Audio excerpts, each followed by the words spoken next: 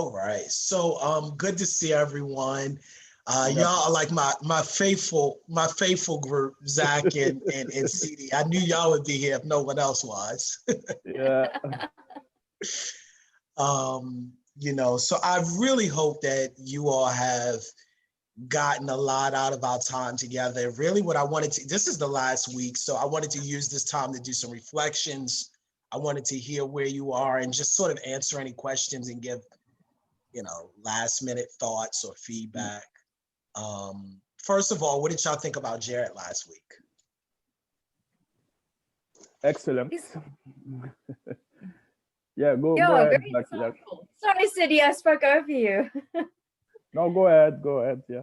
No, I thought he was excellent. Great insights. And he's a lot like you, but he's just comes from a different angle. So that was quite good to get both views. That's exactly right. He's a good friend of mine, and we'll get into these heated legal discussions about things, but we have similar values. And I thought it was good, which I like. I had vacillated between whether he should join us for the last week and we do that sort of exchange, or this week, but I thought it'd be better to do the second to the last week so I could come back at the last week and sort of, maybe tie up any loose ends or see where we, might be overall. So my hope is that just over the 7 weeks that this benefited you, obviously, and not just like in an abstract way, but very specifically how to think concretely about your business. Is that an animal over there, Zach? So I'm trying to get him down. It is my newest rescue, and he just wants to be on the lap. Okay, because I'm looking, I'm like, sorry.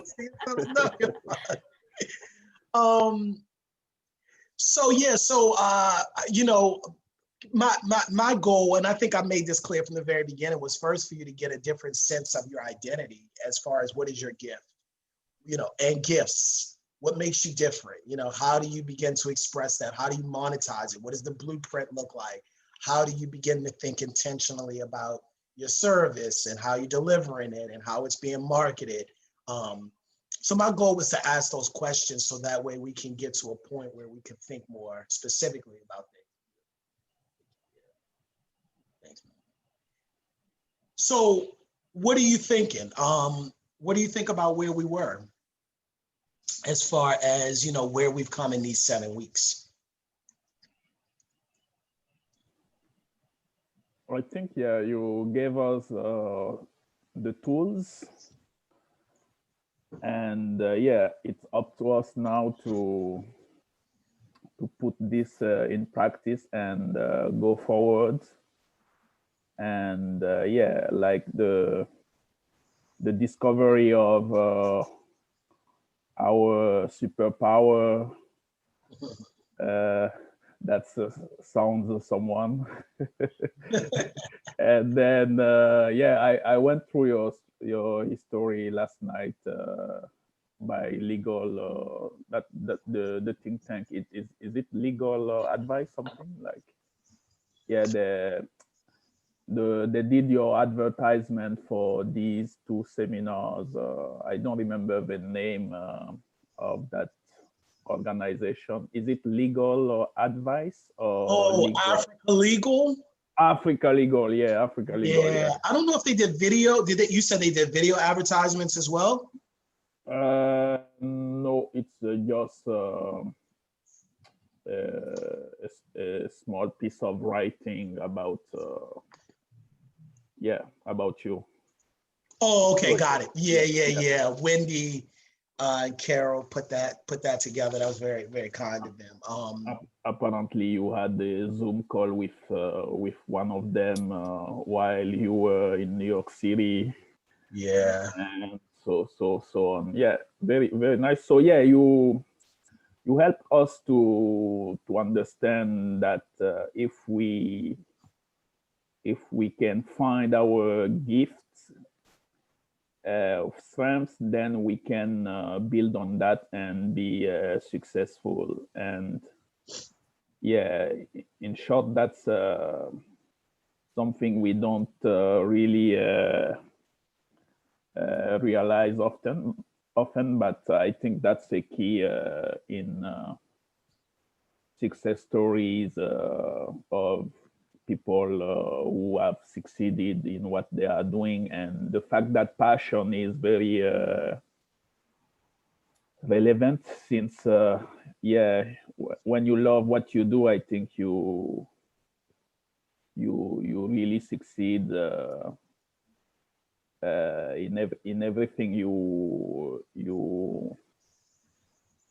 invest yourself in. So yeah, these tools are very, very interesting, and up to us to build on that marketing aspect of it, storytelling, and so on. Yeah. Let me ask you this. Have you thought about what we talked about last week at all, as far as your, well, specifically what your critical incident would be when it comes to teaching your course?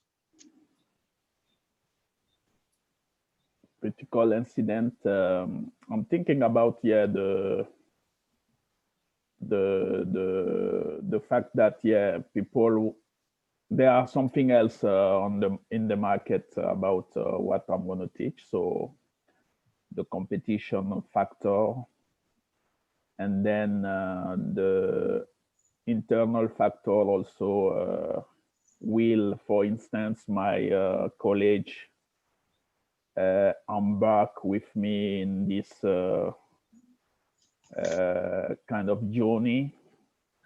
So yeah, I have to, yeah, those could be some obstacles, or not obstacles, but challenges to face. Yeah. So, but I'm asking you specifically, like, what? Remember we talked about that for as far as what makes you different in teaching it. So what would that be? So when someone says, hey, you know, let's say it's a provost that says, you know, this might be an interesting class to have here, but why are you qualified to teach it? What's your answer? My answer would be I have experience in teaching, and I have so far received great feedbacks from students, and also the fact that I have the qualification based on my education, and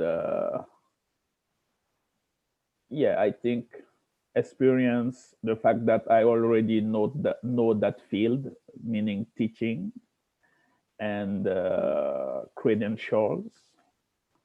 So those can be what sets me apart here. Got it. But what about for that specific field, though? That specific topic, which is like democracy, right? citizenship in the.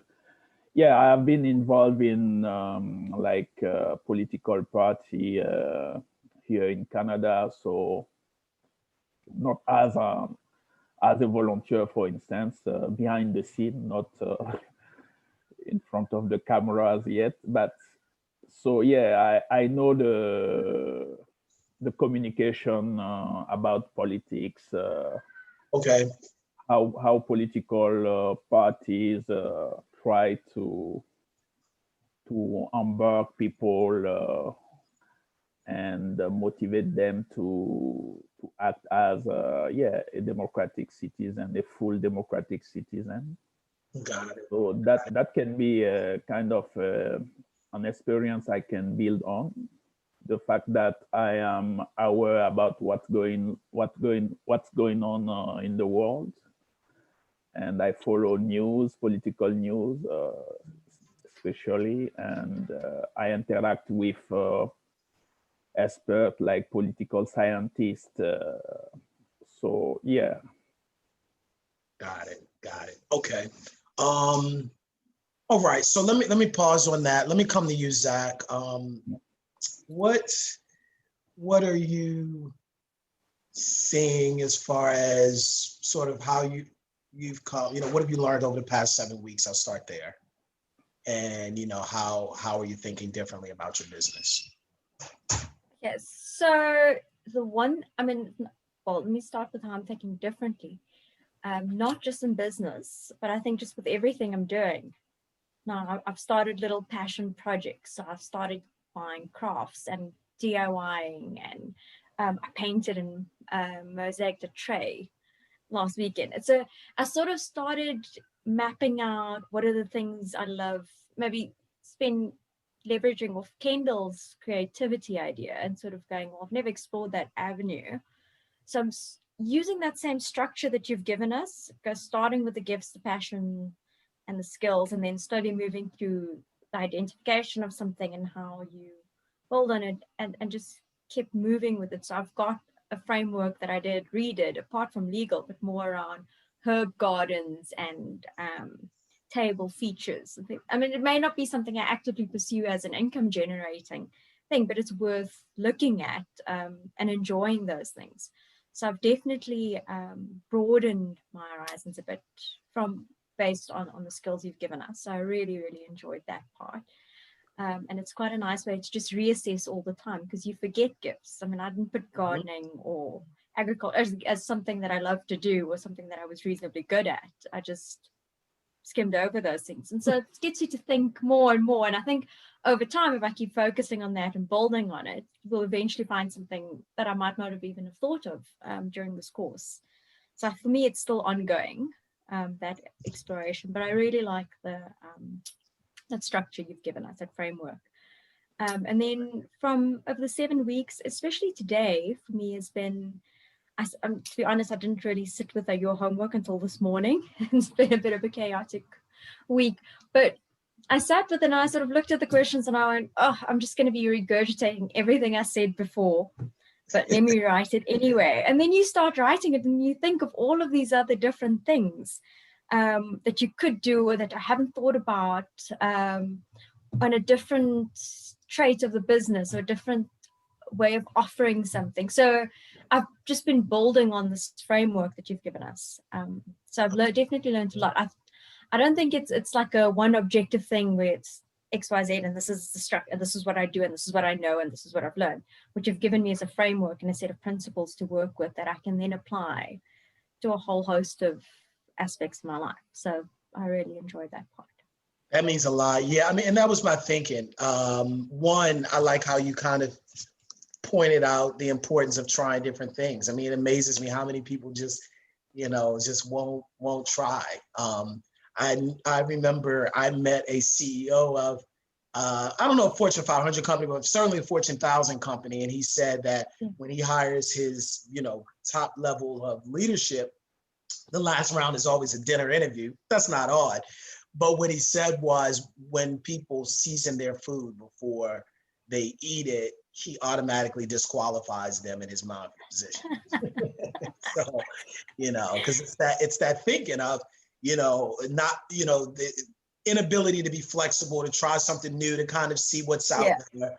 How quickly people just assume that because, mama's tasted the same way, everybody else is going to taste the same way with the food. So, I applaud you for that, trying those different things, because I think that's key even to discovery of, what we have, because it's hard to broaden and see what you have when you stay within like a box of certain movements and things. But when you start to, open your horizons, definitely get a sense of what's possible.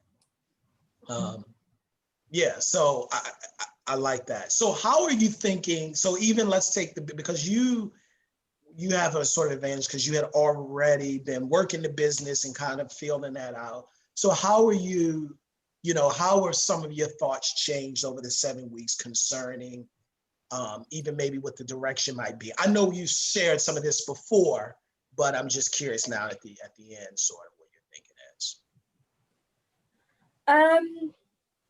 How has direction changed?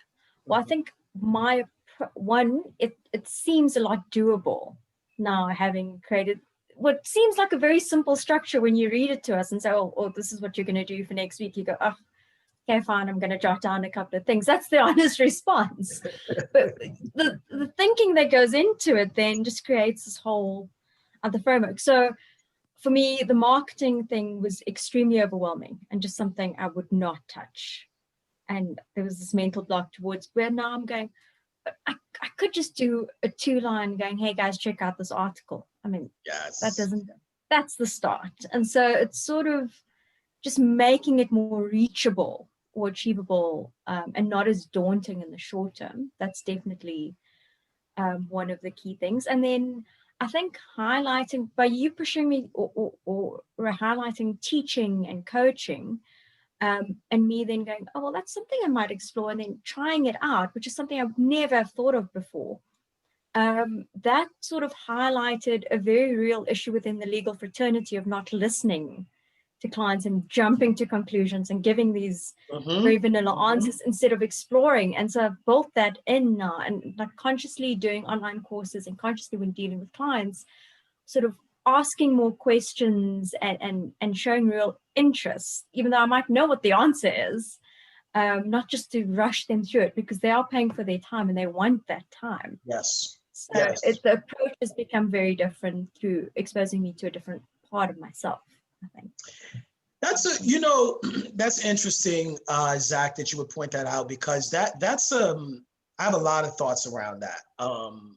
But you kind of pointed something out, which is almost like a weak spot of attorneys, or the blind spot of the other side, which is, you come to counsel, you have ideas, you have a structure that you think maybe the client should go with, which is great, a vision and all that. The blind side is kind of coming and taking over and forgetting that it's the client's decision. And you're very right, I think, about that sense of really what comes down to is attribution, and the client feeling like they had the buy-in and a say in what's taking place. And that's a very salesy thing. And I don't think that comes intuitive to attorneys. Even you look at the criminal law sector. Yeah. They sit down with their client, like, look, you're facing this amount of time. This is what I think you should plead out to. This is what I think I can get you the end. I mean, it's very rarely like, let's have a discussion as to your future. So, but I think you're right, because what we're learning here, and this is part of the challenge here, we're learning certain principles that are pulled from other industries, like sales, which is the concept of discovery. That's what because we're going to do an exercise today, and this is fitting that it be the end, but that's exactly kind of what you're talking about, discovering what the client needs. And we might think we know. I mean, that, how that goes. And then you have a discussion, you realize, wow, it's something totally different. So I think that's good. And that's going to bring exactly. It's to bring it back to the client. So the general approach has always been, the client comes in with their problem, and you tell them all the ways that they actually messed up before they came to you, right? And this is what they're going to do to fix it. So they leave, and I realize that a lot working with entrepreneurs, they're going through this and constantly feeling like they're inadequate and they're not getting things right. And you don't want to go to your lawyer and feel like I'm such a mess. Whereas if you sort of guide them through it and make them feel like they're the ones coming up with the solution, there's that feeling of competence that you've restored in them, which just makes the whole relationship dynamic a lot easier. Absolutely. And I think, so one thing that I don't think I discussed here, this webinar or this series, is the difference between asset-based thinking and deficit-based thinking. Did I discuss that here? No. Okay, that's something to just take a note of. So asset-based thinking is when you think from your strengths. That's really what we were doing week 1 and week 2, really drilling down on what is my gift, what are my gifts, what do I do special. So drilling down on that is very important to having an understanding of, okay, what's next. So what you're talking about, Zach, and this is asset-based thinking. What do I have that I can start from? Theodore Roosevelt said, use what you have, where you are, right now. I mean, because you can't use what you don't. And so I think that's smart to empower the client to see this is where you can start. Okay, so you may not have A, B, C, or D, but when you start from what you don't have, you always find yourself in a place of what you don't have. But these are the things you do have. You do have this level of gifting. You do have a passion for this. You clearly have some level of business structure. Let me help take it here, here, and here. And you're right, it helps them to own that process. What about you, Paco?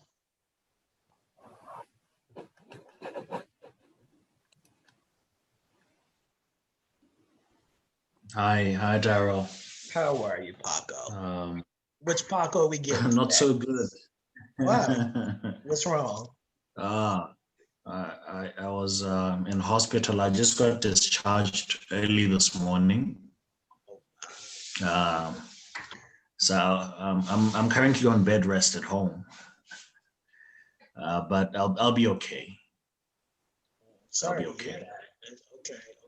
Is it something Yeah. ongoing that's happening, or is it something that if you get some rest, you should be okay? Yeah, no, I think I'll just need a bit of rest, and then I'll be okay. Okay. All right. Yeah. I definitely hope that's the case, buddy. Yeah. So talk to us a bit about what your thinking is and how it's changed. Well, we know your thinking has changed because we dealt with that last week, but but talk to us a bit about where you are now, and particularly from some of the things that we discussed, even last week, about leadership and dispute resolution and all that. No, I think it gave me a lot to reflect on.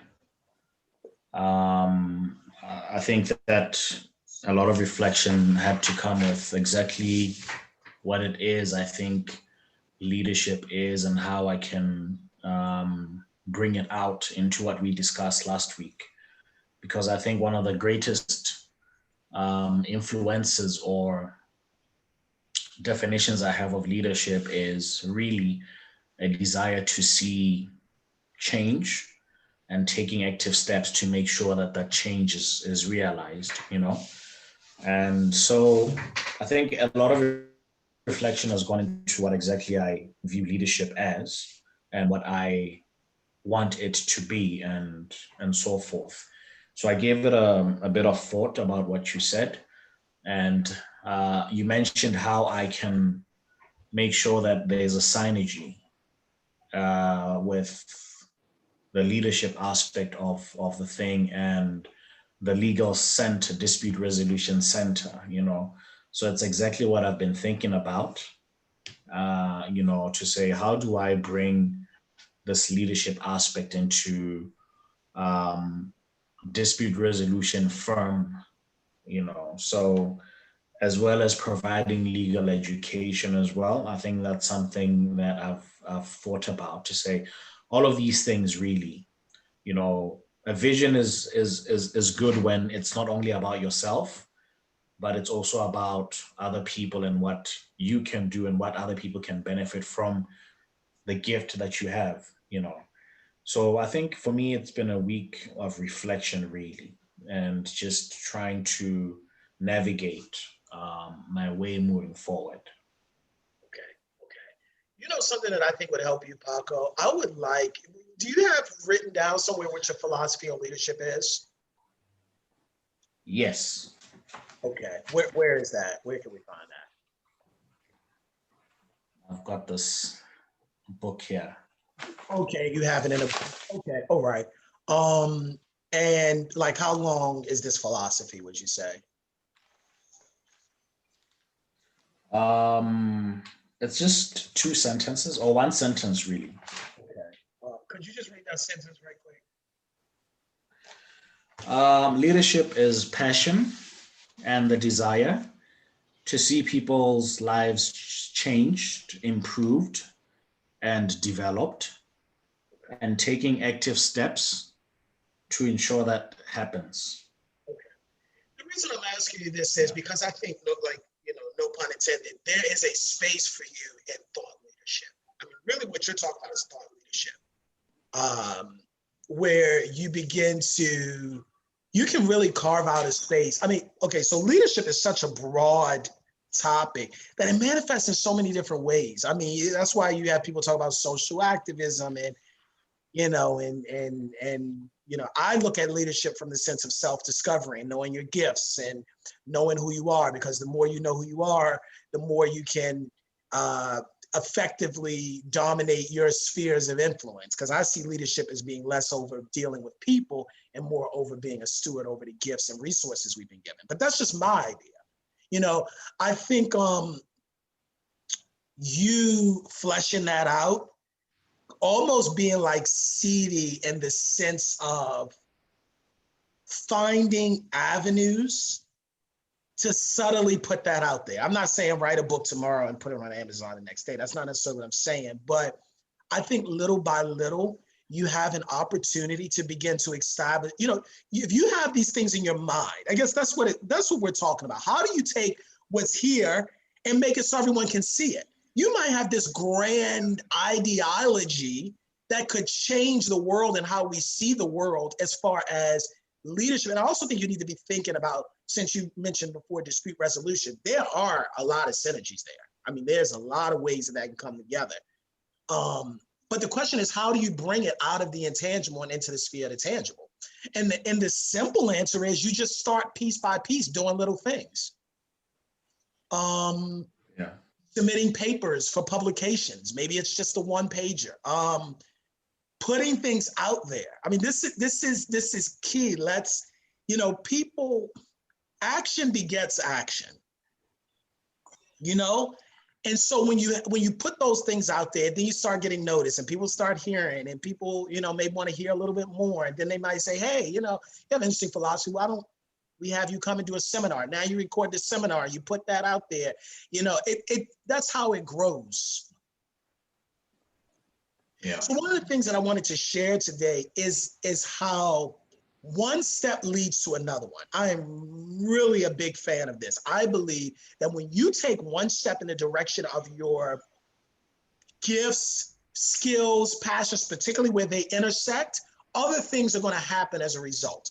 But sometimes you don't see the other things, so you start with the one thing. What do I mean? I've shared with you all several times, writing the book at 18 and some of the other things that came out of it. But the book was part one. I wrote the book, and then I started realizing, hey, I can have my own publishing company. I don't think I would have had the idea for a publishing company to help other people publish their books if I hadn't before put my own book out. You see how one step leads to the next step, where if you would have told me, you know, at 18, hey, at 24, you're going to help other people put out their books and make money from it and help them build an impact, probably would have said, how is that possible?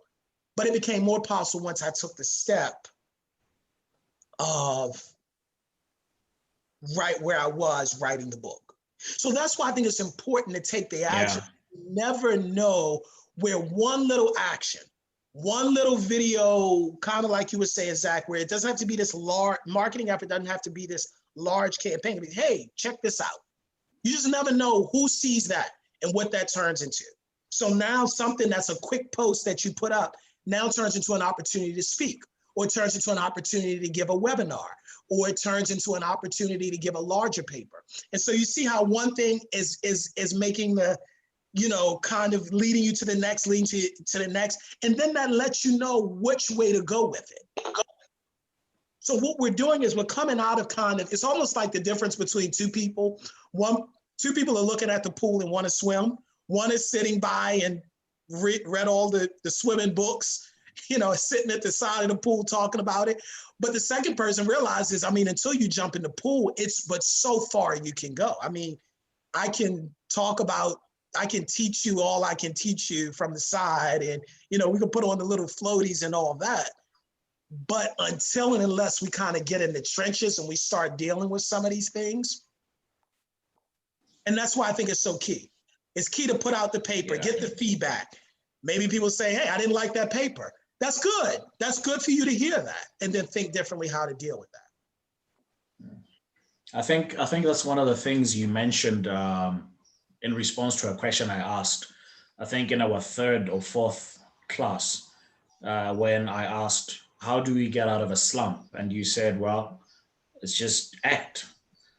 You know, take one step at a time, just act on it. So I think that keeps, you know, ringing in my head every time. Think, you know, it's exactly what you're discussing today.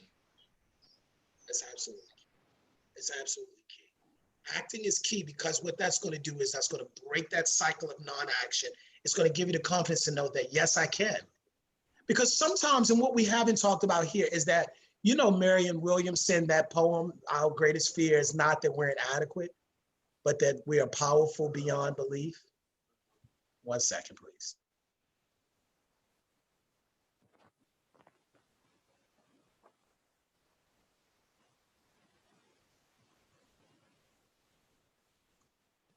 So sorry about that. So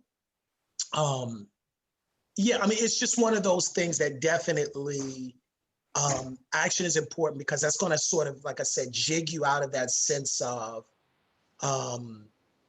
like not knowing and not doing. And one of the things that we did not get a chance to sort of address here is the fear. That's what I was talking about Marianne Williamson, the fear of succeeding. There is a fear of succeeding that a lot of people never address. I mean, we know, we always talk about the fear of failure and putting it out there, but what if it succeeds? And I think that fear, if I can tell you the truth, Paco, Zach, and CD, truthfully, that drives people more than the fear of failure. It's the fear of, you've been in one career, maybe, I mean, maybe you haven't, but you know, you've been sort of in one career, one mainstream, doing one thing. What if you do, CD, write this, what if you do put out one video and everybody sees it, and tomorrow you are the thought leader on democracy in the world and how it should be applied? That's scary to some people, because what does that lead to? And what does that mean? And how does that change where I am now? I mean, Zach, you can find yourself in a place where you have so many clients where it's like, okay, what happens next? And what do I do? And that leads to a whole new level of challenge. So I think sometimes when we talk about the fear of failure, but we don't talk about the fear of success. That fear of, because it's going to look different. It looks different now when you're doing something than what you're doing with what you're doing now. You know what I mean? And that comes with its own apprehension, which is why I'm saying this now at this point, Paco, because I think that's why some people don't act. They may never openly, overtly admit it, but it's that fear of that. So if I keep talking about that I'm going to write the book, it's no, if I never write the book, I never really have to face what comes next. You see what I mean? So it's almost like a confidence saying, I'm going to write the book. I'm going to teach the class. I'm going to be the leadership expert. I'm gonna. It's something in a person that likes to say it, but to take that step to actually do it, now it's like, okay, well, what does that mean? What does it mean with the criticism? You know, when I wrote Come Back Swinging, you know, obviously there were people that had problems with it. I mean, some people who were, you know, really liked it, but as you can imagine, a lot of people, there were people who had problems. And that, whenever you're opening yourself up to the world with your product, your service, what you have, it comes a level of that. And again, what does that look like? You know, and I think you have to psychologically prepare yourself for that. Because everybody's not used to that. If you are, and I don't want to go on and on with this, but let's go back to you, CD, for a second. If you are a professor, people ain't challenging you in that class. And if they are, they probably get kicked out. I mean, it's a different type of, you know, but it's different now when you're pitching the class to different maybe administrators, or it now becomes something like this, which is maybe now a webinar where you may find yourself less insulated against what other people have to say. Everybody's not ready to deal with that. They've been a professor for 30 years, unquestioned. Nobody said anything. They're used to people falling in lockstep. So, you know, here I come talking about, hey, put this course on the market. It's like, wait a minute.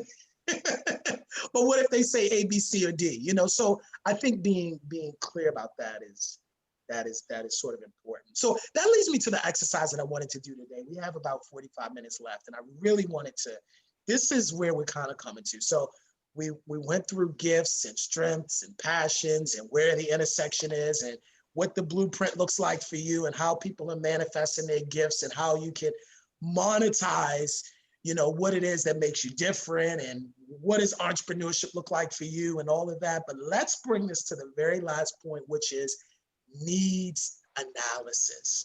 So I want to ask you very, very clearly and succinctly, and I want each of you to answer, what problem am I solving? And I'm going to start with you, CD. What problem do you solve? Let's just start in general. What problem do you solve? Yeah, good question. I'm solving the lack of public participation in democracy, or the mistrust of politicians in general. Yeah. Okay. Okay. And how are you doing that? I'm doing that by giving the participants the tools to get involved in politics, in democracy. Yeah. How are you giving them the tools to get involved? How? By teaching them, by showing them the ways that they can involve in politics, for instance, and basic knowledge of what is constitutionalism, for instance. Okay, how is that different than YouTube? Because I can read a book and find that out, right? Yeah. Yeah, so how's that different than YouTube? Different than YouTube because Yeah. I'm bringing my personal insights to it. Okay. Okay, you're bringing your personal insights. All right. What else? How is that connected to the problem, though? Because I want this to be clear. I want this to be clear in your mind. I'm not doubting this, but I want this to be clear in your mind. What is the need that I'm solving? You see what I mean? Like, what? This is a harder thing, because I think a lot of times, I had a mentor that once said to me, find out, sell the book before you write it. Basically, sell the product before you make it, meaning find the market for it, find where there is a need, and then see where your gifts, strengths, skills, passions meet that. Rather than trying to create something that maybe there's not a need for, or there's a need for, but you don't know who needs it. Which is because remember we talked about before about market, knowing your target market. So I think it's very important that you know, what problem do you solve? Yeah, Paco, what problem do you solve?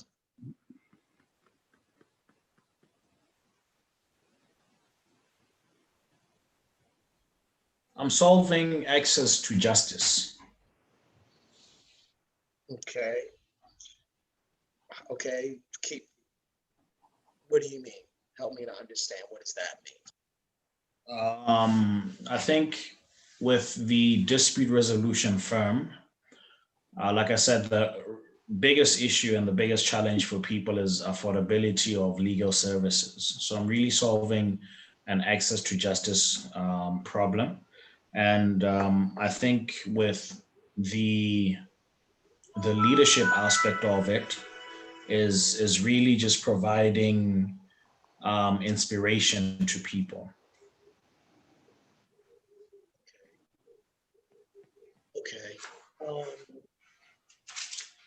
The leadership part you said is providing inspiration. Yeah. Okay. Okay. And why are you qualified to solve that problem?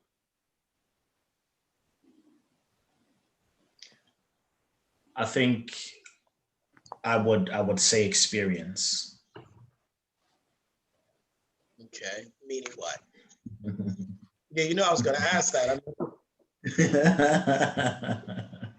That's a very difficult question.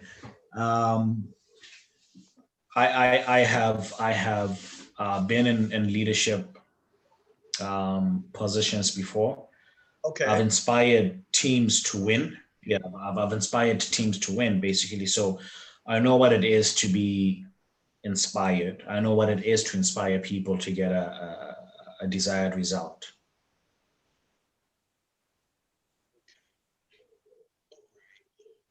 And just tell me one more time succinctly that the problem is access to justice. Okay. All right. Yes. Okay. And what about you, Zach? What problem are you solving? I think I've got a much easier one. I'm solving the problem of missing information, right? Of how to do something. So entrepreneurs come in, they know what their product is. They know what they want to get out there. They just don't know how to start their business, or they don't know how to engage in how to create contracts, or how to protect their IP. And so that's where I come in. I solve the problem of the missing resource that they need to get their business fully functional and to protect it.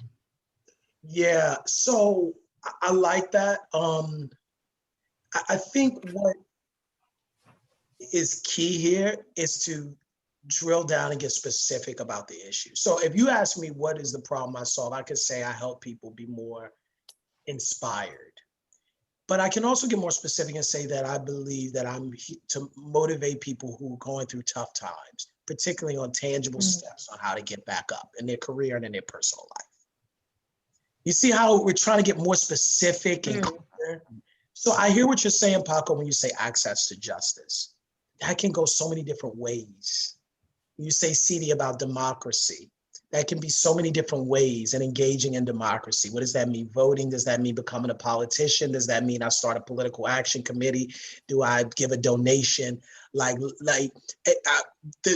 think with both of you, you're on the right track with the need. It's general, but I think the key is it gets more and more and more and more and more specific. I don't know why the lady just popped in my mind that created Spanx. I don't know her name, but she became a billionaire by creating, are y'all familiar with that product? It's like so it's like a product. I don't know if the guys are. It's like, are y'all familiar, CD and Paco? No. Spanx are like something that women wear. Do you want to, what are Spanx, Zach? I'm explaining it like It's something we wear under our clothes to shape your body better. So you could lift your butt or tuck your tummy, or make your arms seem thinner or your thighs seem better shaped. All of that. It's a fake it till you make it. It's a fake it till you, exactly. But what she found was, so it's one thing to say, obviously the need there is, well, part of it is body image, but body image can go so many different ways. Her specific thing, I believe, was help women feel better about themselves and how they look with their bodies with using this material. So you see, I get specific. It could have been general, oh, help women with their body image, but that can mean a lot of things. That could be changing the way the makeup looks. That could be helping them get a job. That could be Madam C.J. Walker helping them with their hair. I mean, that was in fact what she said, that was helping them with their image, with their hair. So, but we got to get specific. So I don't want you to just say access to justice. I don't want to just say, that's what I'm getting to here, democracy. Let's get specific. Just like I like Zach, how it's not just help people to get launched, but the specific things. Maybe they need filing certain paperwork. What are those things? And I think you'll realize as you're doing more and more, you'll find out those specific things. So go back to the movie, The Founder, one of my favorite movies, Michael Keaton on, the story of Ray Kroc. And with the McDonald's brothers now, the brothers decided and determined was that 3 of the items that they were selling at their restaurant accounted for 98% of their revenue. The 3 items were, do you remember, Zach? Yeah, it was burgers, fries, and I think cool drink. I don't know. No. Shakes. Milkshakes, fries, and burger. Now, mind you, they had all these things because I'm going back to, because really what we're talking about is focus, needs assessment. Their goal was, well, feed people. And they had everything. They had chicken fried steak, they had barbecue chicken, all this stuff. It's hard to imagine McDonald's with all this stuff, right? But what they recognized early on was the people were telling them it's only 3 things that they were really selling. So they scrapped everything off the menu and just focused on those 3 things. Why is that important? Needs assessment, again, because what needs assessment is going to help you do is when you're doing this, you start thinking more about what the customer wants. That's what we're talking about in this 7th session. What does the customer want? Putting your ear to that. and addressing things that way, rather than what I want to give you, what I want to sell you, what I want to create for myself, but what do you need?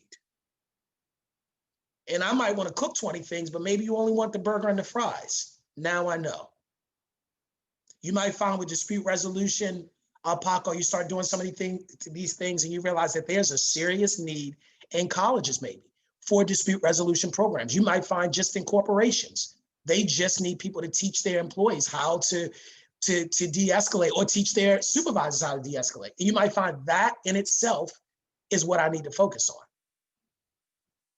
That's what we're really talking about here. What is that one thing? And what you can find is if you think smartly about it, if you're thinking about the problem, you're thinking about the customer, when you put something out there and you're listening to your customer, they're going to tell you what makes most sense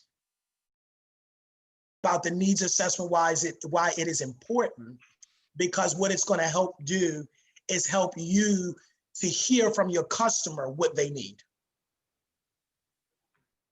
It's going to help you to hear from the market what are the needs.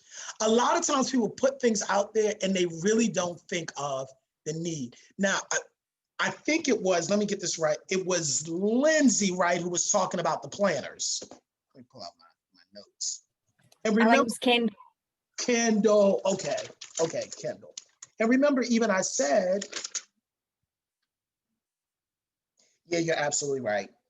Yeah, I'm looking here. You're absolutely right, because she's under brand management. Yeah, so remember I was saying, let's make sure that that's still a big need. That's important. It's important to know sometimes what happens is a person just knows the need and they know when to drop and how to drop it, because that's an important, so you got the, where do my gifts, my passions, and my skills intersect? That's highly important. But then we've got to tether it to what is the need out there? Because if you have a deep need and I have that skill, strength, and or passion that I can tie into it, oh, this is now where we start talking about really building a business. This is another mistake people make. They sometimes build a business. This is why I don't want to just talk about passion. You might build it on your passion, but there might not necessarily be a need for it. You know, whenever I hear go ahead. Sorry, Darrell. So I'm just asking maybe on my side, just so I can understand if I'm on the right track. So for me, it's really the chunk of the work comes from compliance. So they want their businesses to be compliant, especially startups, so that they can exit at on a good return.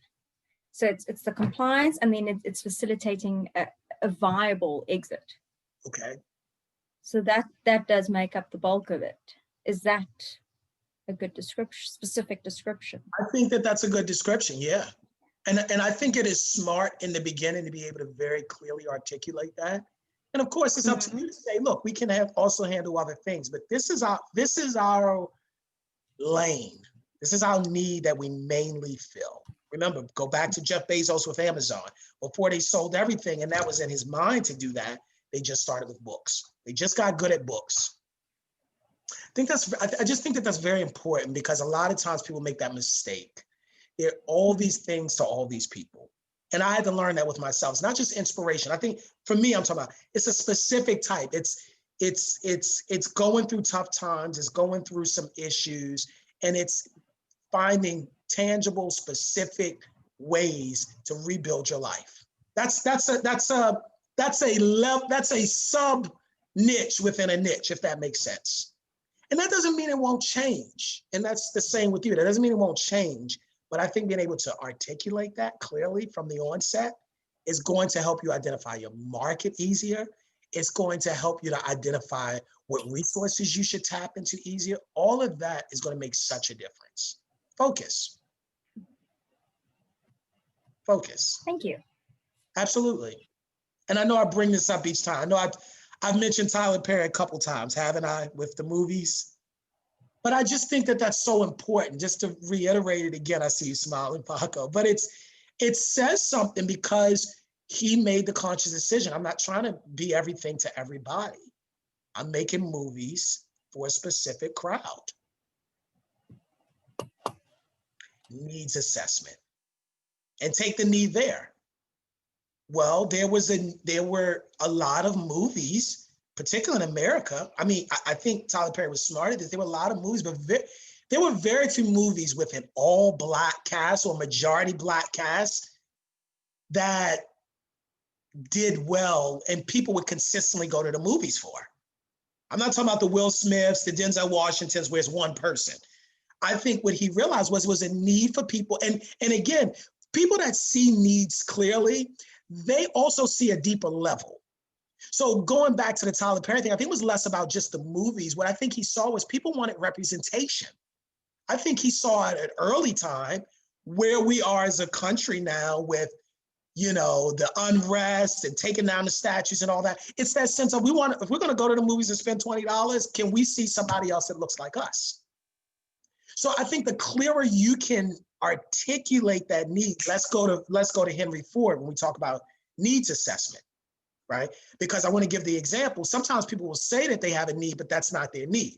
If in 1903, you would have run into Henry Ford and he would have tell you what most people were saying, they would have said they wanted faster horses. They really didn't want faster horses. They wanted to get to their destination quicker, you know? So he recognized, and I see you smiling, Zach, mind you, I did not come up with that. I've heard that before, but I love that because— I've actually got that saying hanging up in my lounge. Really, in your lounge? Okay, yeah, because that's the key. People that are really successful in business, they're able to see need quicker and in a way that other people might not.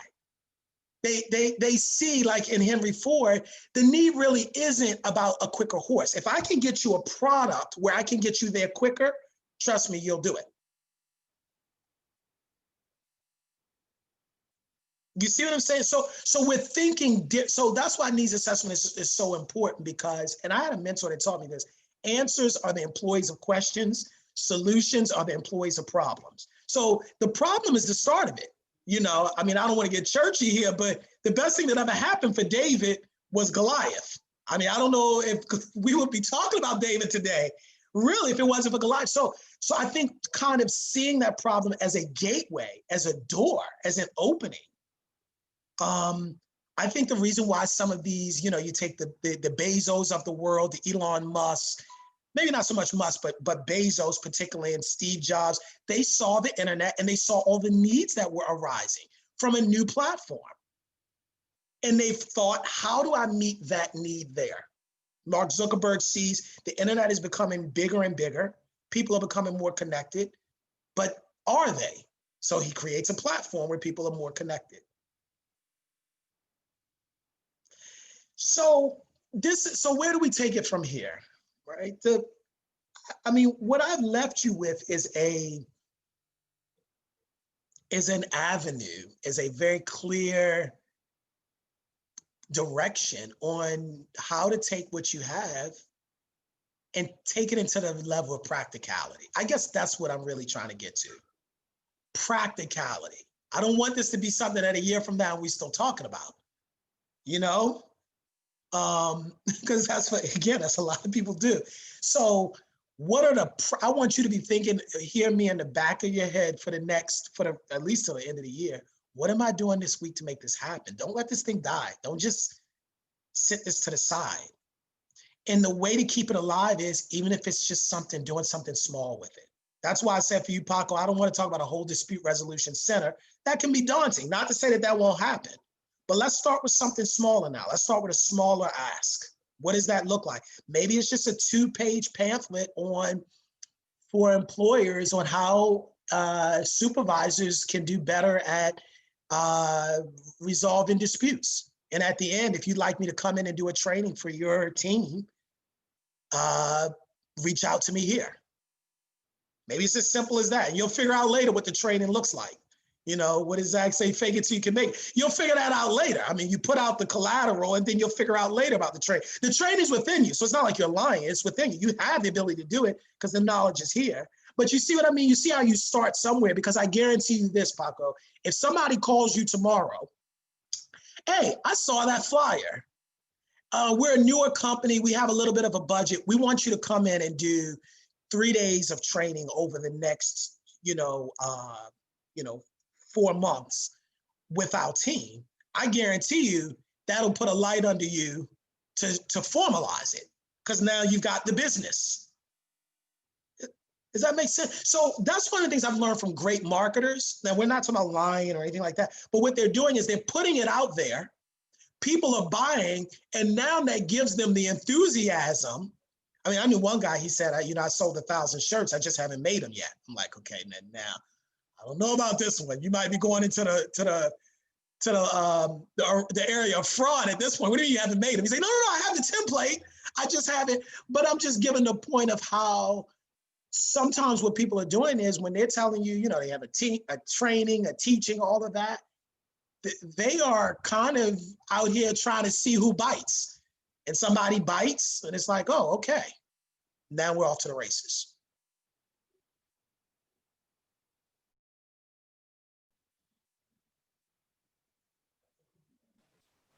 Yeah, Darrell, a question about the asset-based thinking versus the deficit. Is it deficit-based thinking? Yes. So can you walk us through that a bit? Sure. So asset-based thinking is when you think from the perspective of your assets.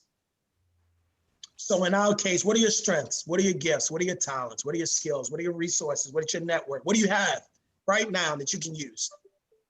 Okay. Deficit-based thinking is where you think from your weaknesses. I don't have a law degree. I'm not old enough. I don't have enough money. I didn't come from a big enough family. My family's not, it's a lot of that. I deal with people, as you can imagine. I mean, we all deal with people like that, but part of what I try to help people do is switch that thinking. It's always, well, I don't have this and I don't have that. Well, you have something. Let's start with, when we would do when I would do the workshops at Exodus, particularly for people who were returning, out of some level of incarceration, of course, it'd be a long list of things. I can't do this, I can't do this, can't do this, can't do this. Well, you got a phone. You have $1,000 phone in your hand. So let's download the Indeed app. Let's put in an application for jobs there. You can do this, you can do that. And so I would try to help people to stop thinking about what you can't do. Because when you start there, it just bubbles rather than what can I do right where I am? What do I have the ability to do right here? So I brought that up because, again, we're talking about gifts. Like, think from the level of your strengths. I brought that up for that. And because I think what Zach was talking about the client, leading people to think from their assets is very important. Kind of switching the discussion. I think that's with anything, even when you're dealing with potential partners, investments, having business conversations, it can always go to this isn't working, that isn't working. Okay, let's start with what we can do, because we can't do what we can't do. Does that make sense? Yep. Yeah, thanks. Sure. Just as a smaller point here, that asset-based thinking has been kind of key, going back to that question of how do you act, you just do it. That's that asset-based thinking. It's that thinking of, we call it here in America analysis paralysis, where you're so stuck in analyzing or, analyzing something, you're in a state of paralysis, you're stuck. And I think with me, that helped me is like the key of like, okay, what do I have? I may not have this, and this, but what do I have? Hey, I got one suit. I can put on the one suit. It amazed me how many people for an interview would say, well, I only have one suit. Well, you're not going to wear two at the interview, are you? But, it's the things that we do as if I wear that one suit, you think they know that I only have one? but it's the things that we put in our mind. You see what I mean? To sort of like deficit based. Only got the one suit. What does that matter? All you need is one suit. Put on the one suit, put on some cologne, get that haircut. These are the things I give advice about. These are very specific things. Go and do that. Well, I didn't finish college. We can't change that you didn't finish college now, but you can beef up your resume. So it's like those things are what I'm saying.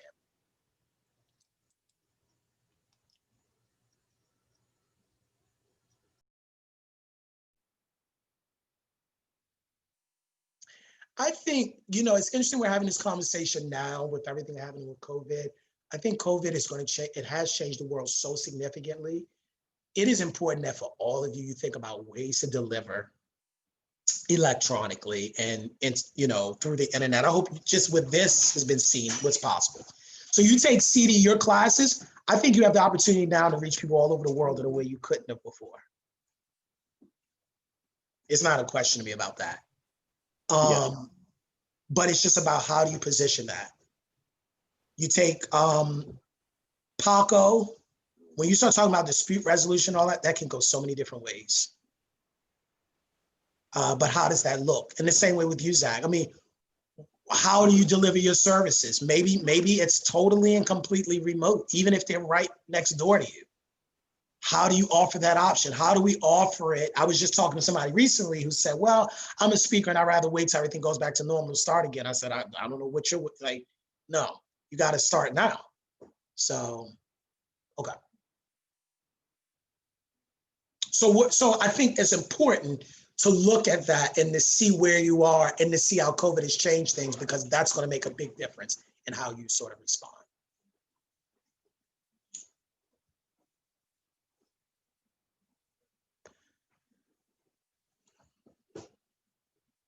Well, if we don't have anything else, I mean, we can end here. I've thoroughly enjoyed my time with you all, certainly.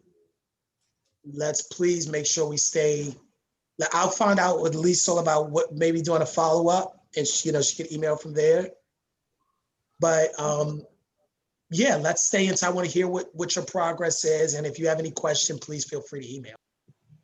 All right, guys, let me jump. I really appreciate everything. And please email me if you need anything, and we'll be in touch. Thanks so much, Thanks, Darrell. Thanks, guys. Thank you. Thank you all. Take care.